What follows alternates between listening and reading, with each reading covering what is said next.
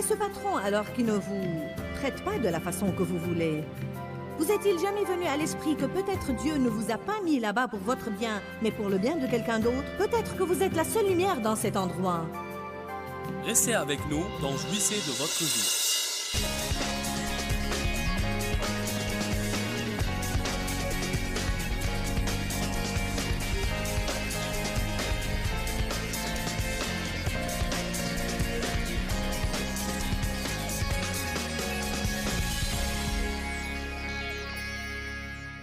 Dave et moi disons souvent que les gens, aujourd'hui, ne veulent pas affronter les responsabilités. Et c'est vrai si nous regardons les choses de près.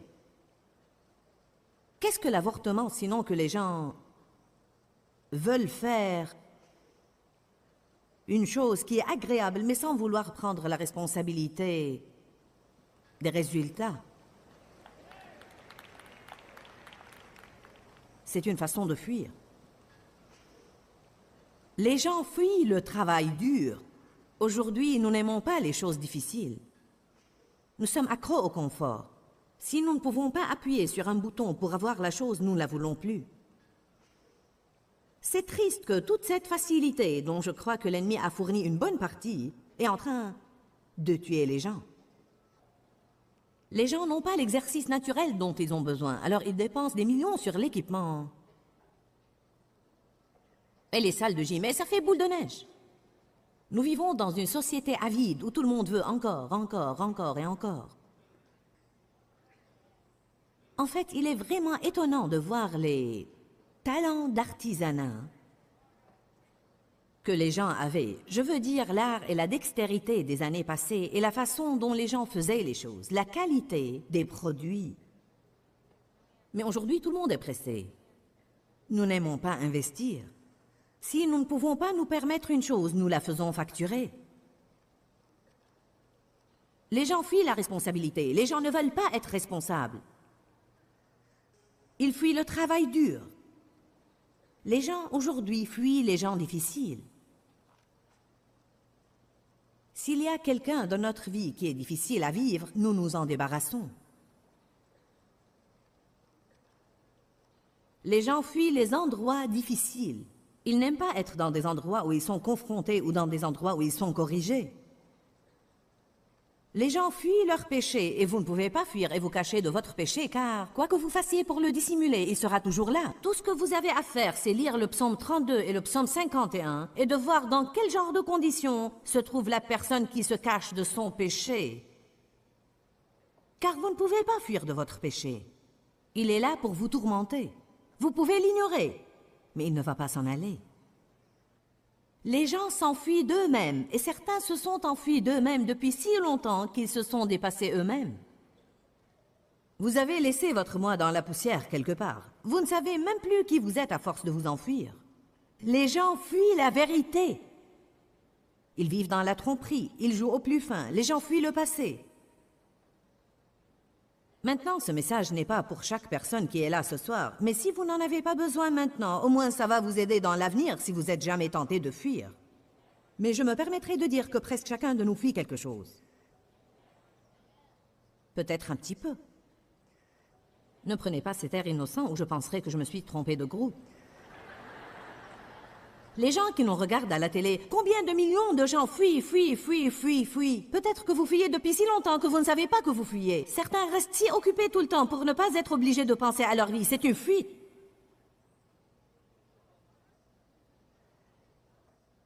Exode 14, 9. La fuite n'apporte pas la délivrance. Les Égyptiens les poursuivirent, tous les chevaux et les chars de Pharaon et ses cavaliers et son armée, et les atteignirent campés près de la mer Rouge. Verset 10. Quand Pharaon approchait, les Israélites levèrent les yeux et virent que les Égyptiens étaient en marche derrière eux. Et les Israélites eurent une grande frayeur et crièrent à l'Éternel. Donc l'ennemi les poursuivait et ils étaient effrayés. Et ils dirent à Moïse, n'y avait-il pas de sépulcre en Égypte sans qu'il fût besoin de nous mener mourir au désert? Que nous as-tu fait en nous faisant sortir d'Égypte? Ne te disions-nous pas en Égypte, laisse-nous tranquilles? Ils ne lui ont pas dit, laisse-nous tranquilles. Criez à Dieu pour leur délivrance. Beaucoup de gens veulent la délivrance, mais quand ça devient trop dur, ils veulent retourner en Égypte. Allez, ils voulaient en finir. Nous voulons en finir, nous voulons en finir, nous voulons en finir. Dieu a dit, je vais vous prendre à la terre promise. Mais le seul moyen, c'est de traverser. Alors, ils ont dû traverser le désert. Quand c'est devenu dur, quand ils ont eu peur, quand les choses ne semblaient pas sûres, ils voulaient revenir à leur confortable esclavage. Combien de gens sont au régime jusqu'au moment où ils ont faim? Combien renoncent à la drogue jusqu'au moment où ils ont la tremblote? Vous comprenez ce que je dis? C'est beau d'avoir un bon plan jusqu'au moment où ça devient dur. Moïse répondit au peuple, ne craignez rien. Écoutez bien ça. Restez en place et regardez la délivrance que l'Éternel va vous accorder en ce jour, car les Égyptiens que vous voyez aujourd'hui, vous ne les verrez plus jamais. L'Éternel combattra pour vous, et vous n'aurez qu'à rester tranquille. Fuir n'est pas la façon de faire de Dieu. Il dit, quand ça devient difficile, ne fuyez pas, restez en place, priez, laissez-moi vous donner une nouvelle force et de l'énergie. Laissez-moi combattre à vos côtés. Ensuite, le verset suivant dit, ne restez pas là à crier à moi, avancez. Dieu ne veut pas que nous fuyions, il veut que nous avancions. Pourquoi Dieu ne veut-il pas que nous fuyions les choses? Parce qu'il ne nous a jamais donné une armure pour le dos. Si vous lisez dans Éphésiens 6 les différentes pièces de l'armure données aux soldats de Dieu, il n'y a pas de pièces d'armure pour le dos. Pourquoi? Parce que Dieu ne s'attend pas à ce que vous fassiez ça. Il s'attend à ce que vous affrontiez, que vous confrontiez, que vous résistiez. Vous êtes des guerriers. Vous êtes plus que vainqueurs, pas des lâches. Vous êtes équipés de la puissance du Saint-Esprit pour affronter tout ce que vous devez affronter dans la vie et savoir avant même que la bataille ne commence que vous êtes gagnants. Vous savez pourquoi? Parce que vous auriez dû lire la fin du livre. Toute arme forgée contre toi sera sans effet. Au beau milieu de toutes ces choses, nous sommes plus que vainqueurs. Celui qui est en nous est plus grand que celui qui est dans le monde. Et encore, et encore, et encore. Ça ne sert à rien de croire cela seulement dimanche à l'église. Vous devez prendre ces versets et vous en servir lundi. Quand vous traitez avec une personne difficile, ne dites pas « je ne peux plus supporter cela plus longtemps ». Mais dites « je peux faire tout ce que je dois faire. Et si c'est là que Dieu veut que je sois, alors je ne vais pas m'enfuir car il va me donner la grâce pour rester là. Je vais mener cette chose à bien jusqu'à la fin. » Je veux partager avec vous ce soir une chose étonnante que j'ai trouvée dans la parole de Dieu. Je vais vous montrer 4 exemples de personnes qui se sont enfuies. Mais n'importe où qu'elles étaient, Dieu les trouvait et les renvoyait à l'endroit d'où elles ont fui.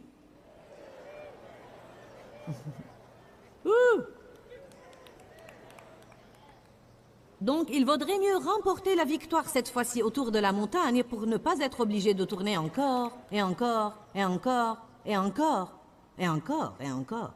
Allez à Actes, chapitre 7. Jetons un coup d'œil sur Moïse.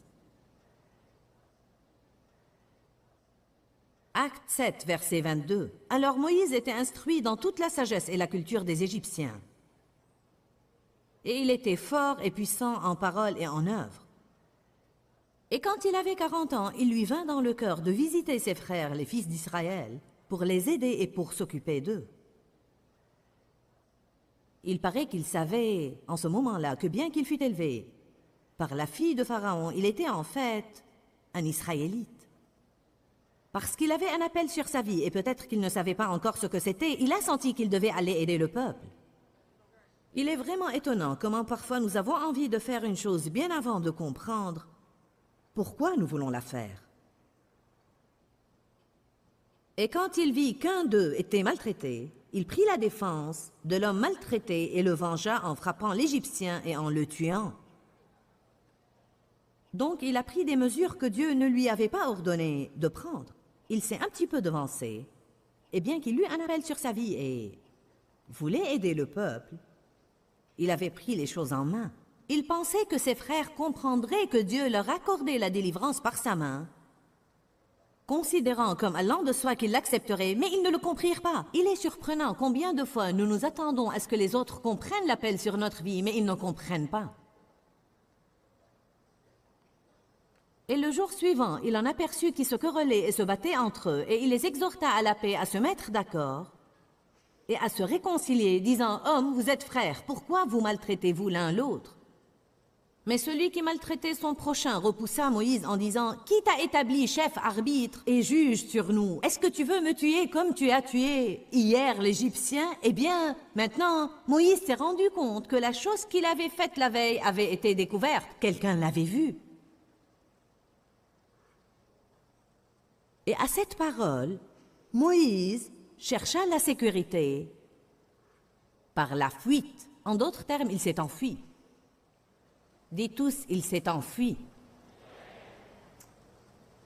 Et il devint un exilé et un étranger dans le pays de Madian, où il devint le père de 2 fils. Maintenant, je vais m'arrêter là et faire remarquer que Dieu n'avait pas demandé à Moïse de s'enfuir d'Égypte. C'est lui qui l'a fait. Nous disons toujours que Dieu a donné à Moïse 40 ans quelque part dans le désert. Et c'est vrai, et pendant ces années, beaucoup de choses en lui ont été mises au point. Mais je veux souligner que Dieu ne lui avait jamais demandé de s'enfuir. Ces choses-là auraient pu être mises au point en Égypte. Qui sait quel genre d'influence il aurait eu, ou peut-être à quel rythme il aurait fait sortir le peuple de là-bas, ou même combien de grâce Dieu lui aurait donné auprès de Pharaon s'il était resté, car Dieu l'avait déjà mis dans une position où il trouvait grâce auprès de Pharaon, mais il a eu peur et il s'est enfui. Si souvent nous n'attendons pas pour voir ce que Dieu va faire de notre situation, nous avons peur et nous faisons notre plan et nous nous enfuyons.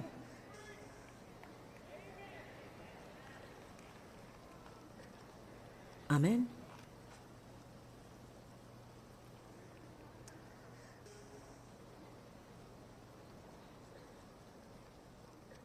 Verset 30. Et quand les 40 ans se sont écoulés, un ange lui apparut au désert de la montagne de Sinaï dans la flamme d'un buisson en feu. Et quand Moïse le vit, il fut surpris et émerveillé par cette apparition. Et comme il s'approchait pour l'examiner, la voix du Seigneur se fit entendre disant « Je suis le Dieu de tes pères, le Dieu d'Abraham, d'Isaac et de Jacob. » Et Moïse tremblait de peur et était si terrifié qu'il n'osait même pas regarder.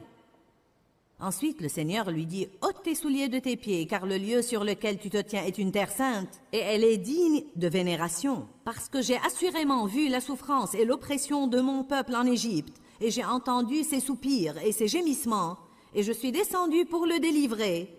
Alors va maintenant, je vais te renvoyer en Égypte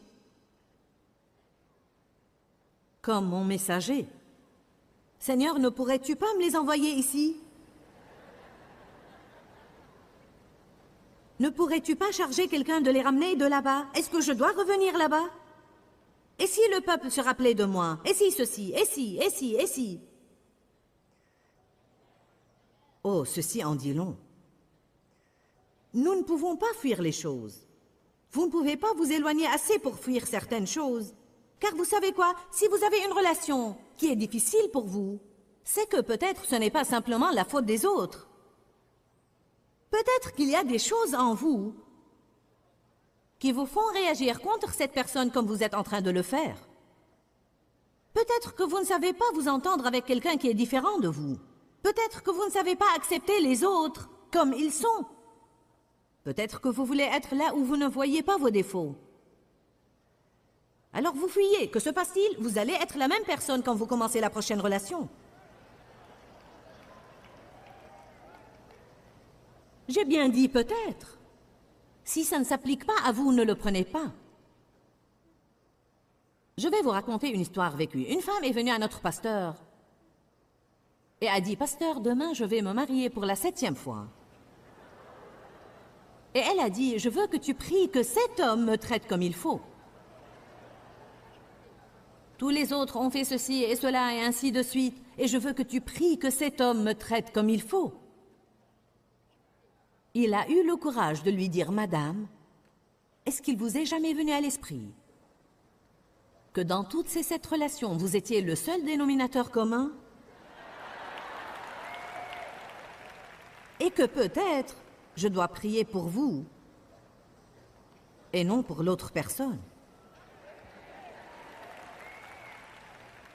Maintenant, évidemment, il y a des moments où les relations doivent arriver à leur fin. Je n'encourage personne à rester pour être battu tous les jours et pour être maltraité, ou même à garder une relation avec un ami qui exploite et manipule et contrôle. Je ne parle même pas de ce genre de situation. Je parle de, eh bien, nous ne sommes pas compatibles. J'aimerais que vous me disiez qui l'est.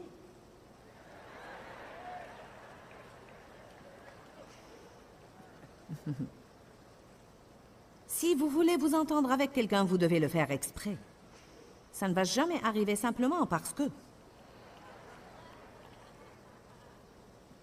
L'homme quittera son père et sa mère et s'attachera à sa femme et les deux deviendront une seule chair. Le problème, c'est de devenir. Il faut du travail, du temps et de l'effort. Alléluia. Allez à Genèse 16.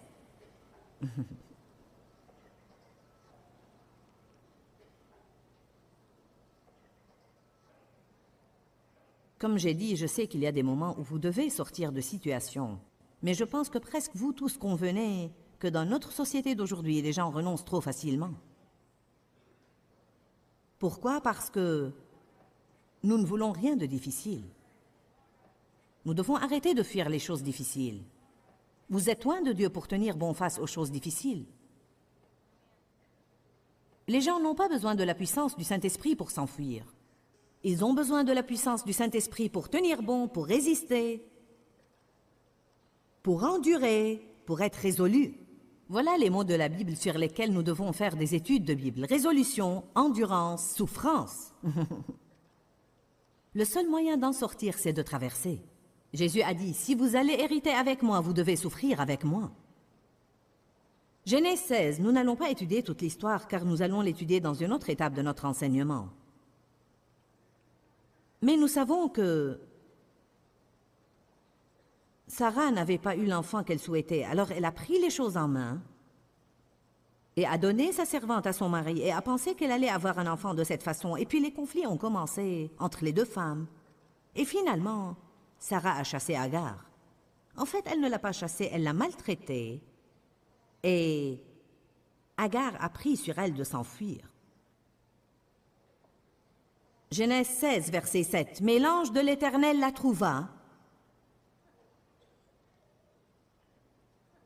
Commençons par le verset 6. Mais Abraham dit à Sarai, voici ta servante est en ton pouvoir. Agis à son égard comme tu veux. Et quand Sarai la traita sévèrement, l'humiliant et l'affligeant, Agar s'évada ou s'enfuit de sa maîtresse. Mais l'ange de l'Éternel la trouva près d'une source d'eau dans le désert sur le chemin de Shur. Et il dit à Agar, verset 8, écoutez bien, servante de Sarai, dis-moi d'où viens-tu et où as-tu l'intention d'aller? Alors elle répondit, je fuis devant ma maîtresse Sarai. Et l'ange de l'Éternel lui dit, retourne vers ta maîtresse, humilie-toi sous sa main et sois lui soumise.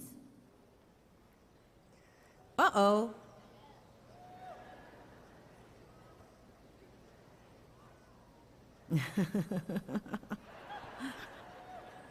Et ce patron, alors qui ne vous traite pas de la façon que vous voulez, vous est-il jamais venu à l'esprit que peut-être Dieu ne vous a pas mis là-bas pour votre bien, mais pour le bien de quelqu'un d'autre? Peut-être que vous êtes la seule lumière dans cet endroit. Eh bien, n'avez-vous pas demandé à Dieu de se servir de vous? Oh, allez maintenant. Oh Dieu, sers-toi de moi de grâce. Dieu, donne-moi un ministère, sers-toi de moi.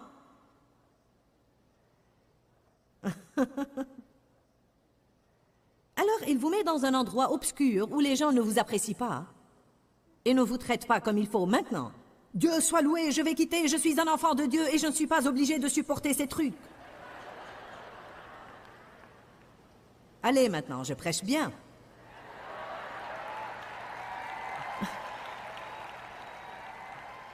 Vous est-il jamais venu à l'esprit que dans cette relation que vous avez, que ce soit un mariage ou une relation d'amour ou peut-être une relation d'amitié ou n'importe quoi d'autre, que peut-être il ne s'agit pas seulement de vous et que vous n'êtes pas mené à garder cette relation pour vous, mais peut-être pour quelqu'un d'autre. En fait, Dieu seul sait où je serais si Dave avait décidé de laisser tomber les 2 ou 3 premières années.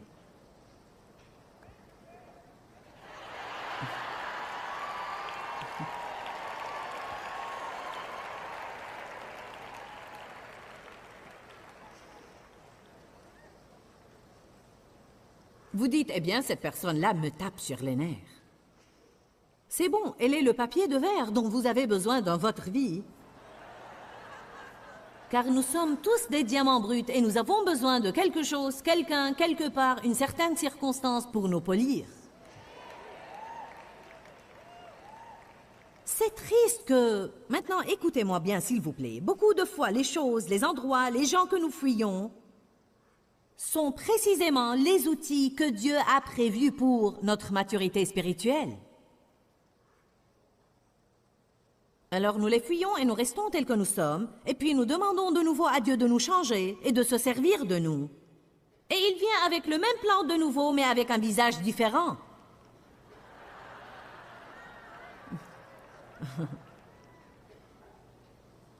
Mais ça ne nous plaît pas et nous fuyons de nouveau. La seule chose, c'est que n'importe où que vous soyez, le Saint-Esprit peut vous trouver. Où fuirais-je loin de ta présence?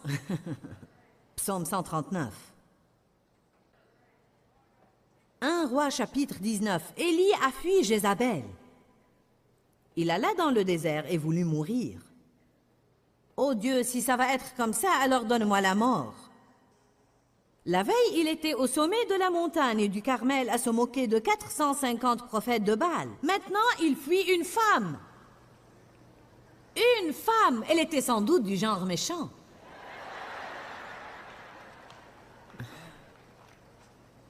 Alléluia.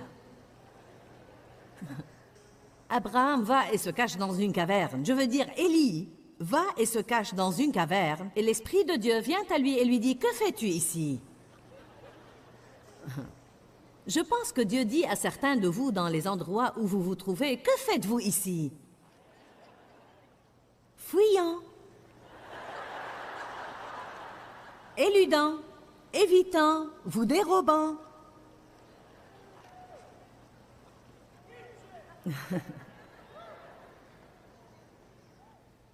Savez-vous ce que Dieu a finalement dit à Élie?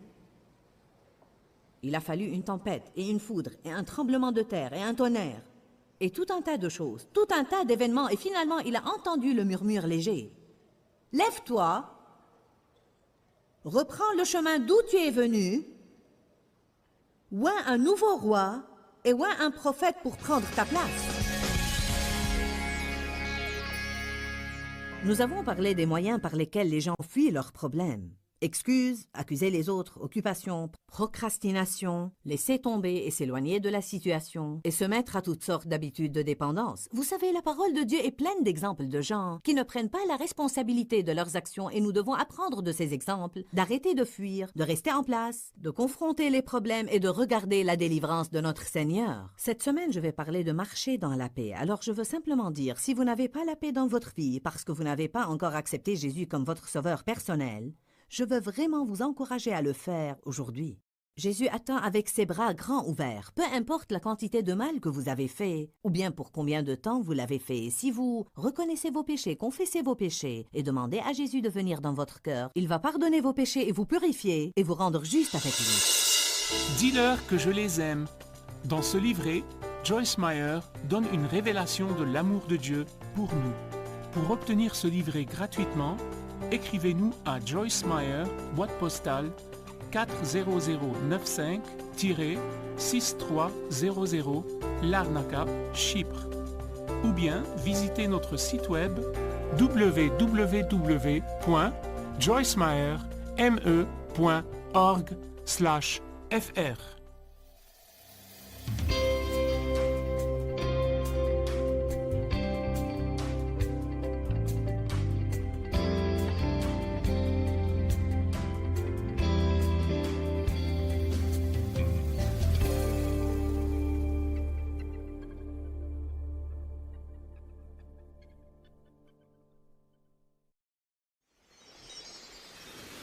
Combien de fois Dieu nous demande de venir passer un moment avec lui, mais nous trouvons excuse après excuse après excuse après excuse. Restez avec nous dans Jouissez de votre vie.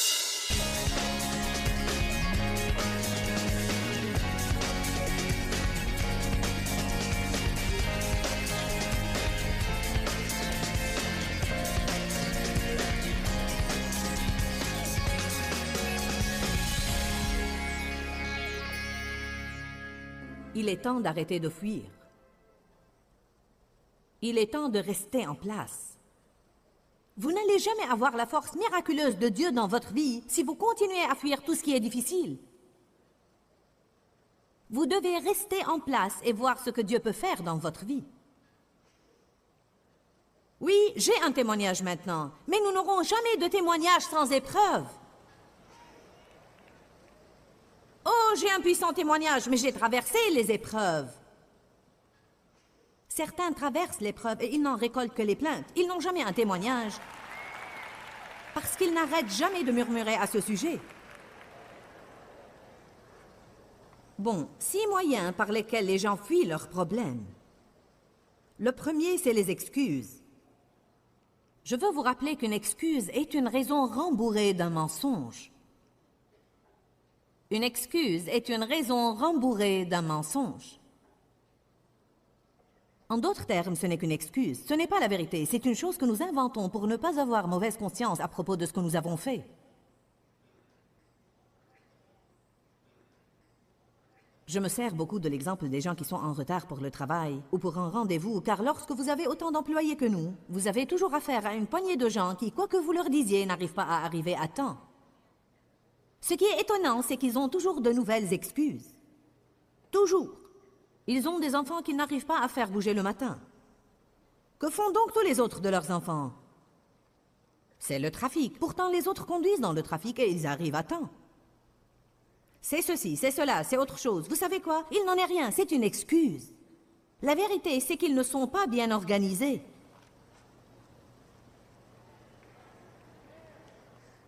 Ils n'ont laissé aucune marge pour une chose qui pourrait survenir et à laquelle ils ne s'attendaient pas. C'est à prendre ou à laisser, mais c'est la vérité. Il serait mieux de dire « je suis en retard car je ne me suis pas bien organisé ». À ce moment-là, la vérité nous affranchira et nous commencerons à faire ce qui est juste. Le problème avec les excuses, c'est qu'elles nous trompent et nous ne changerons jamais. Nous avons tous notre sac d'excuses. Je suis ronchon aujourd'hui car j'ai eu une mauvaise journée au travail. La Bible ne dit pas qu'il nous faut opérer selon le fruit de l'esprit à moins que nous ayons eu une journée dure au travail.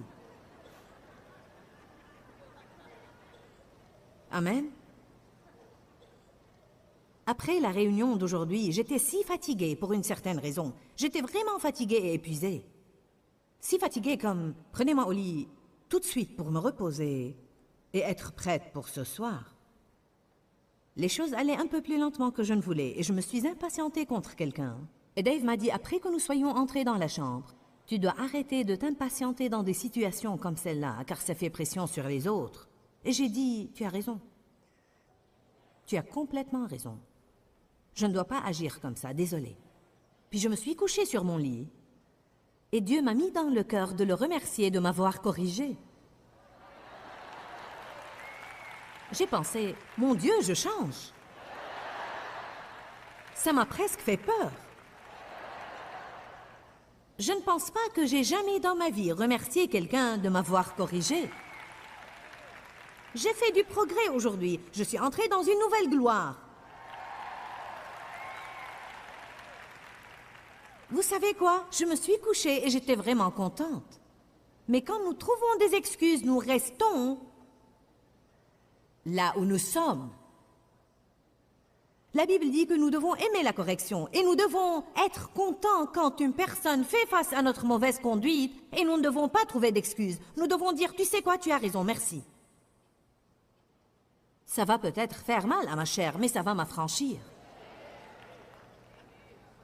J'en ai assez d'être parmi des chrétiens qui ne marchent pas selon l'amour et qui ne font preuve d'aucun fruit de l'esprit Et tout ce qu'ils ont, c'est une nouvelle excuse pour tout ce qui ne va pas dans leur vie. Rien n'est jamais de leur faute, c'est toujours la faute de quelqu'un d'autre et autre chose. C'est un moyen de fuir. Les excuses sont un moyen de fuir.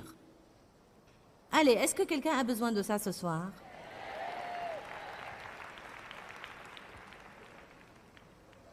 Eh bien, je suis obèse parce que j'ai une thyroïde lente.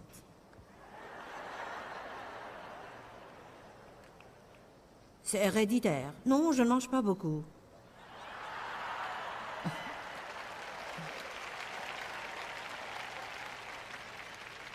Maintenant, ne me lapidez pas.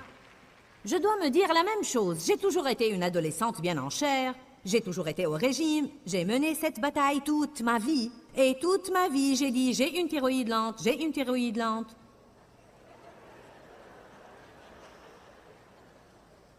Je demandais au médecin de la tester. Je sais qu'il y a quelque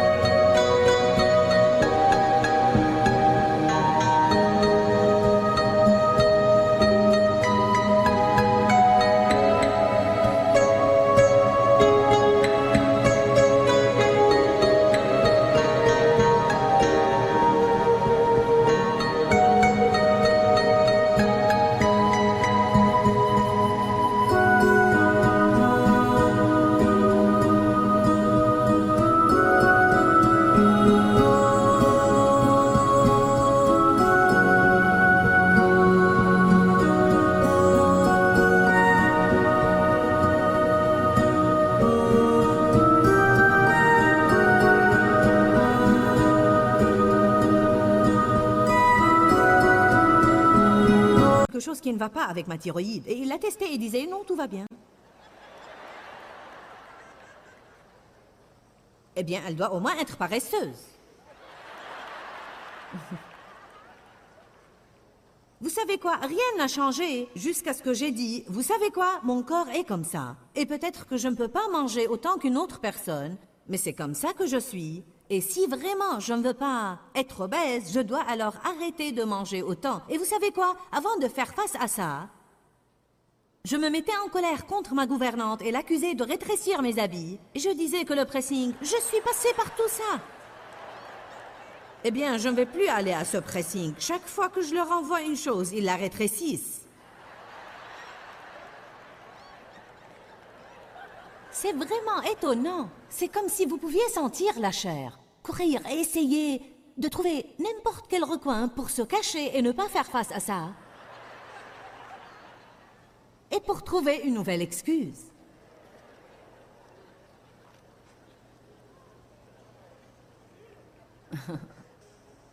C'est un peu comme lorsque nous n'avons pas été élevés dans l'amour familial et nous passons notre vie à essayer de gagner l'amour de quelqu'un qui ne va jamais vraiment nous aimer.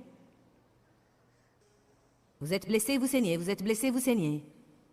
En fait, un jour, je suis finalement allée me regarder dans le miroir et j'ai dit, tu sais quoi, Joyce? Tu n'as pas eu une enfance géniale et tu ne pourras jamais revenir en arrière et changer ce fait. Alors, il vaut mieux arrêter de t'apitoyer sur ton sort et laisser Dieu faire quelque chose pour ton avenir.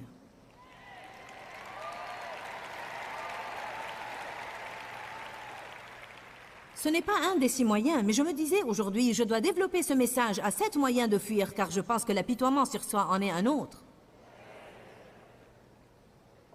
pauvre de moi. Peut-être que vous m'avez déjà entendu dire ça, mais Dieu m'a finalement dit, tu peux être pitoyable ou tu peux être forte, mais tu ne peux pas être les deux, alors fais ton choix. C'est une parole dont quelqu'un a besoin ce soir. Tu peux être soit pitoyable, soit forte, mais tu ne peux pas être les deux. Si tu veux garder la pitié, tu ne vas pas avoir la force de Dieu. Je ne peux rien faire à l'égard de ce que les gens m'ont fait quand j'étais trop jeune pour faire quoi que ce soit, mais je peux faire quelque chose pour ma vie maintenant. Parce que j'ai la force de Dieu à mes côtés, et la première chose que je peux faire, c'est pardonner aux gens qui m'ont fait du mal et ne pas rester rancunière. Certains devraient aller se regarder dans le miroir et avoir une conversation avec eux-mêmes. Il est temps de faire face à la vérité et d'arrêter de fuir les choses.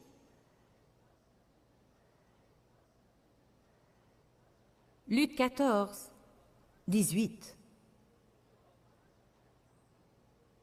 Mais tous unanimement se mirent à s'excuser de ne pas pouvoir venir. Le premier lui dit, « J'ai acheté une parcelle de terre et je suis obligé d'aller la voir. Je te prie, excuse-moi. » Et un autre dit, « J'ai acheté 5 paires de bœufs et je dois les examiner pour donner mon approbation. Alors je te prie, excuse-moi. » Et un autre dit, « Eh bien, je viens de me marier et c'est à cause de ça que je ne puis aller. »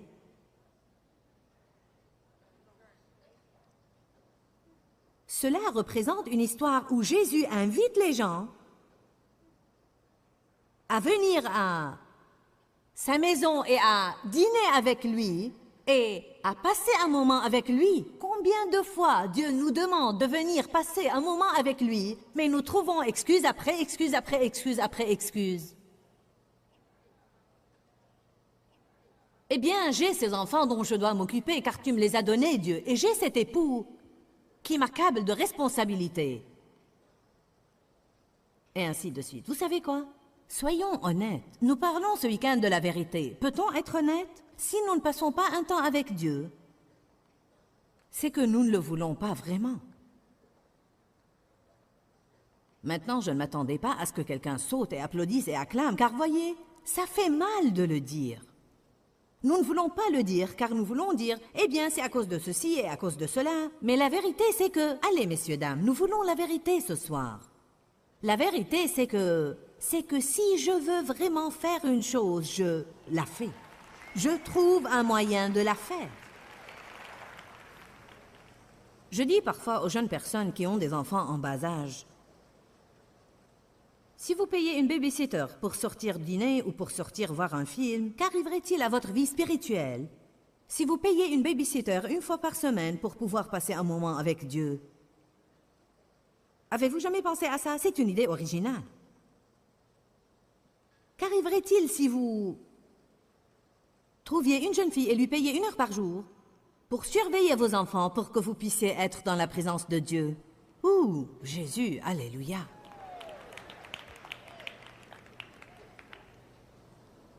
Il y a un moyen. Si nous voulons vraiment le faire, nous trouverons un moyen.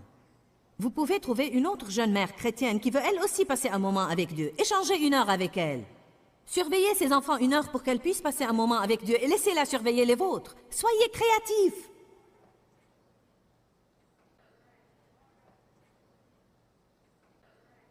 Romains 1, verset 20. On se demande souvent à propos de tous ces gens qui meurent et qui ne savent rien de Dieu, que vont-ils devenir? Il est écrit toujours et depuis la création du monde, les perfections invisibles de Dieu, c'est-à-dire sa puissance éternelle et sa divinité, ont été rendues intelligibles et clairement perceptibles dans et à travers les choses qui ont été faites. Donc les hommes sont inexcusables, complètement sans défense ou justification. Alors il dit que tout le monde, tout le temps, peut-être qu'ils ne le comprennent pas exactement comme nous le comprenons, mais les gens savent instinctivement quand ils regardent autour d'eux qu'il y a un Dieu.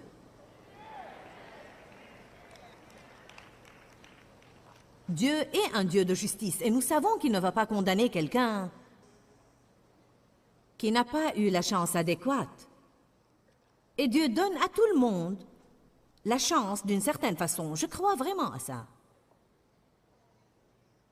Regardez Romains 2, verset 1. Tu n'as donc ni excuse, ni défense, ni justification, ô homme, qui que tu sois, en jugeant et en condamnant les autres. Car en te faisant passer pour juge et en prononçant un verdict contre les autres, tu te condamnes toi-même, parce que toi qui juges, tu fais habituellement exactement les mêmes choses pour lesquelles tu juges les autres. Dites tous pas d'excuses. Ce sont tous ces mais qui nous posent des problèmes. Je sais que je ne devrais pas faire ça, mais... Je sais que je devrais me lever et éteindre la télévision, mais... Je sais que je devrais aller au lit pour pouvoir me lever tôt et passer un moment avec Dieu, mais... Allez maintenant.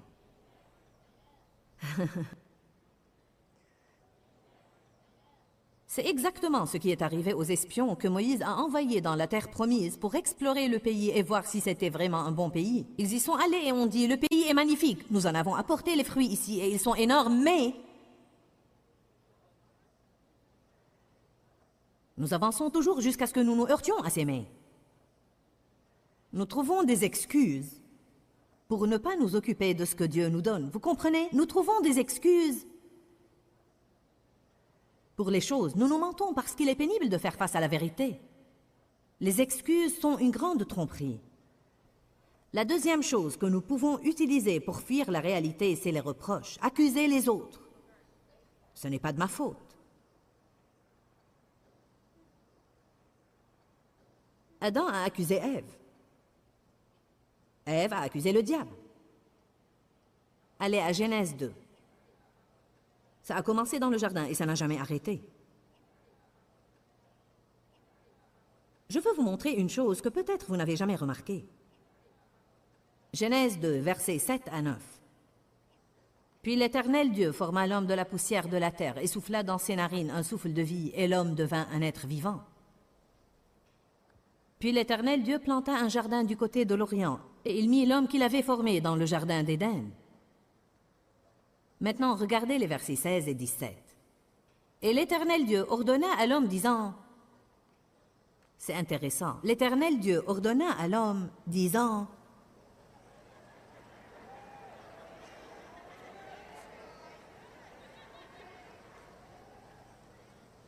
Il n'a jamais dit à Ève, il a dit à Adam.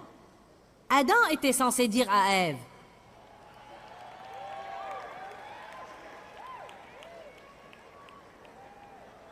Certains hommes ne lèvent même pas les yeux. Vous savez ce que je pense? Écoutez-moi, je m'adresse aux dames aussi, alors ne vous formalisez pas. La Bible dit, Dieu a ordonné à l'homme, tu ne mangeras pas de cet arbre. Je ne sais pas vraiment où était Adam quand Ève a été tentée par le diable et a mangé, mais la Bible dit, elle mangea et elle en donna aussi à son mari et il mangea. Donc il devait être là-bas.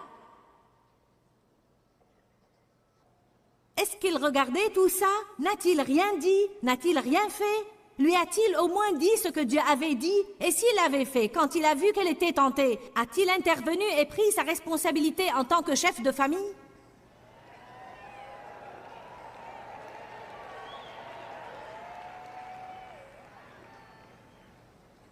Voilà tout ce que j'ai à dire à ce propos. Je pense que beaucoup d'hommes veulent être les chefs, mais ils ne veulent pas prendre la responsabilité d'enseigner à leur famille. Et vous les hommes, écoutez-moi.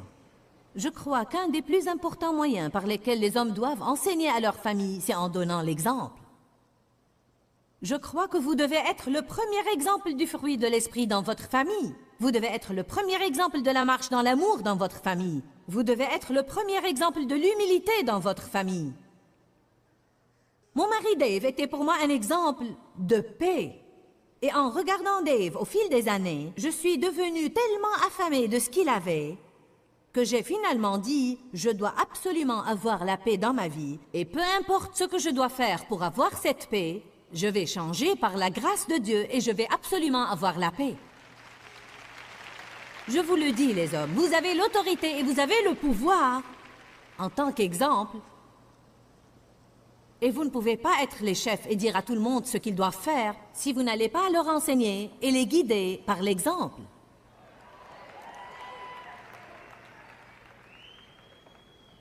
Vos femmes doivent vous voir passer un moment avec Dieu tous les jours.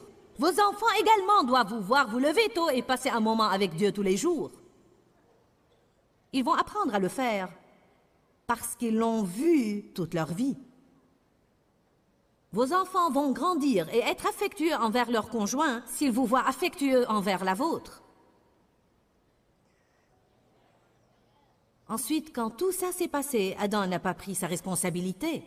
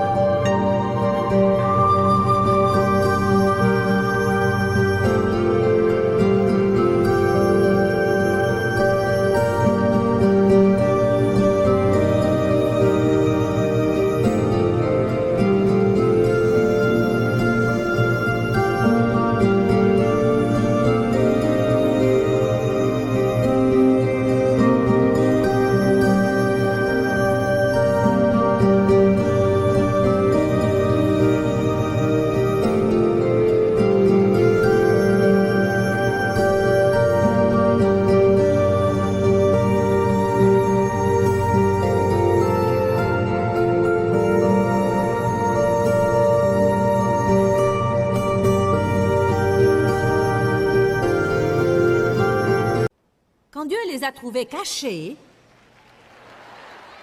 fuyant, allez maintenant, essayant de s'occuper d'eux-mêmes. Quelle était la première chose qu'ils ont fait lorsque Dieu leur a ouvert les yeux et qu'ils ont réalisé qu'ils étaient nus? Ils ont fui, ils ont essayé de se faire des habits des feuilles du figuier.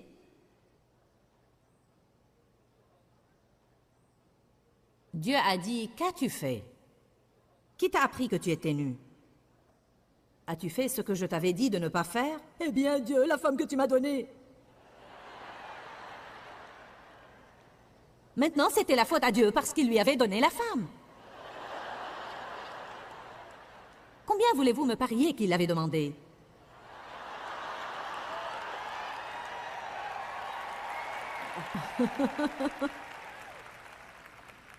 Certains ont eu ce qu'ils ont prié pour avoir et maintenant ils ne veulent pas s'en occuper.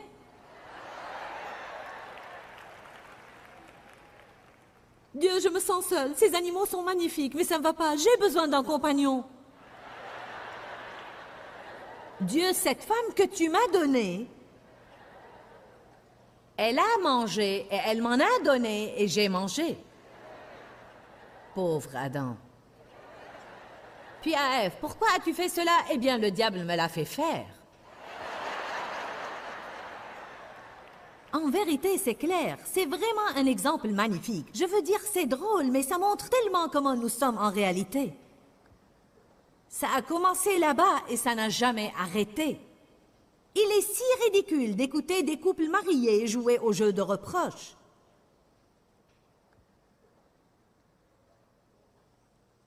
Si nous sommes en retard, c'est ta faute. Non, c'est ta faute. Si tu avais fait ça, nous ne serions pas en retard.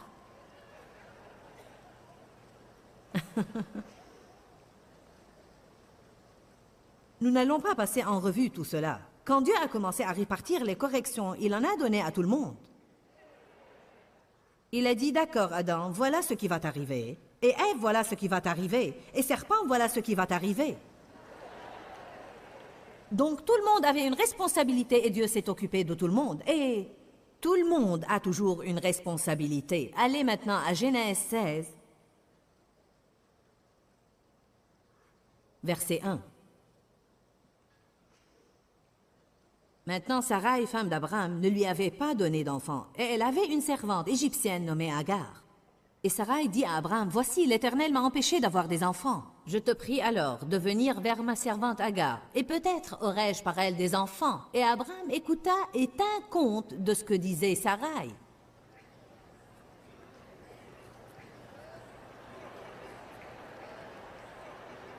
C'est la soirée des hommes.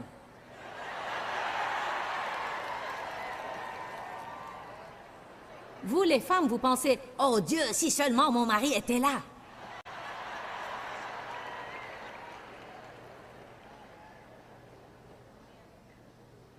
Qui dit que parce que votre femme a une idée lumineuse, vous êtes censé faire tout ce qu'elle dit?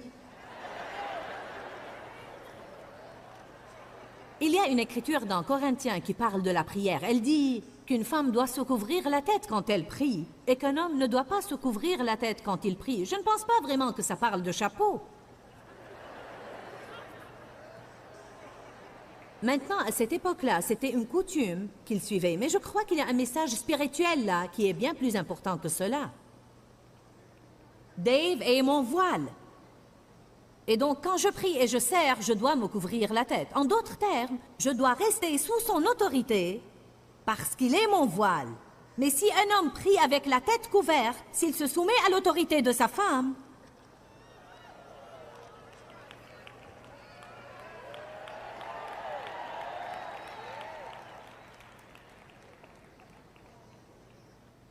oui chérie, oui chérie, oui chérie.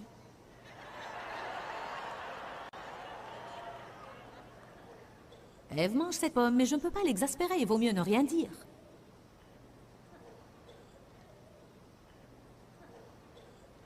Ce que Sarah veut faire n'est pas une bonne idée, mais il vaut mieux ne pas l'affronter. Elle se mettra en colère si je ne la laisse pas faire ce qu'elle veut. Vous allez être tenu pour responsable. Je suis vraiment impitoyable ce soir, n'est-ce pas?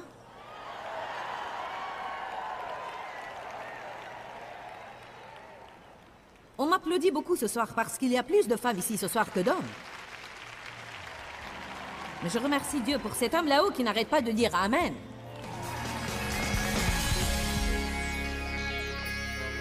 Nous avons parlé des moyens par lesquels les gens fuient leurs problèmes. Excuses, accuser les autres, occupation, procrastination, laisser tomber et s'éloigner de la situation et se mettre à toutes sortes d'habitudes de dépendance. Vous savez, la parole de Dieu est pleine d'exemples de gens qui ne prennent pas la responsabilité de leurs actions et nous devons apprendre de ces exemples, d'arrêter de fuir, de rester en place, de confronter les problèmes et de regarder la délivrance de notre Seigneur. Cette semaine, je vais parler de marcher dans la paix. Alors je veux simplement dire, si vous n'avez pas la paix dans votre vie parce que vous n'avez pas encore accepté Jésus comme votre sauveur personnel, je veux vraiment vous encourager à le faire aujourd'hui.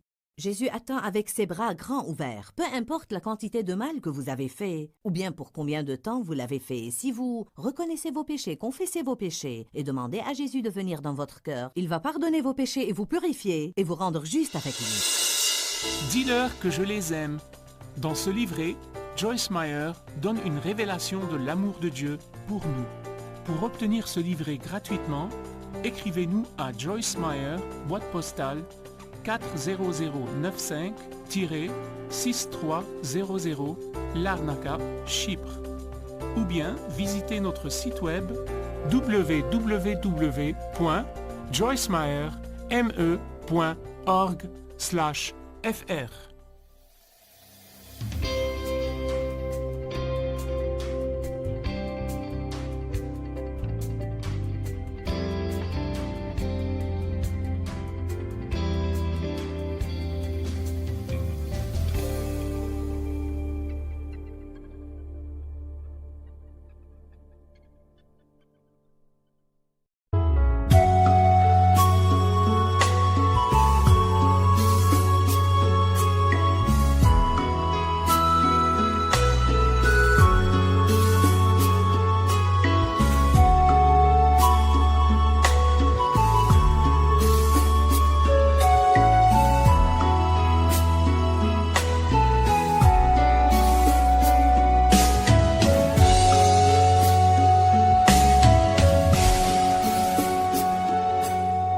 Đi khắp phương trời vẫn nhớ tới quê hương, người về đây thăm làng trù quê mẹ và làng sen quê cha, xúc động bồi hồi người rơi giọt lệ, thương mái nhà tranh thương đất mẹ nghèo.